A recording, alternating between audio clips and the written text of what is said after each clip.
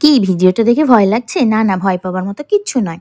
এটা যাদের সাইনাস এবং মাইগ্রেনের প্রবলেম আছে তাদের জন্য এই ভিডিওটা। তো তাহলে আমরা দেখতে থাকি কিভাবে করব। এই ক্রিয়াটি করার জন্য ১ম এ একটি এরকম জলপাত্র লাগবে মানে নেতিপট এবং তার মধ্যে ঈষৎ উষ্ণ গরম জল দেব এবং কিছুটা লবণ দেব। তারপর ভালোভাবে মিশিয়ে নেব এবং এরপর যেকোনো একটা নাসারন্ধ্রের মধ্যে লাগিয়ে মাথাটা হালকা একটু ঝুঁকিয়ে নেব।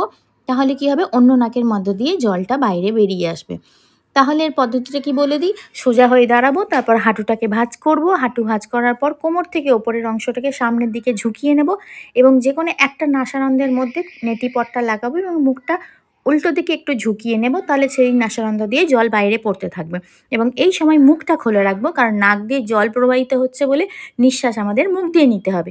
তাহলে বোঝা গেছে আশা করি। ভিডিওটা বুঝতে যদি কোনো রকম অসুবিধা হয় প্লিজ কমেন্ট করে আমাকে জানাবেন আর লাইক অ্যান্ড শেয়ার করতে ভুলবেন না। Thank you.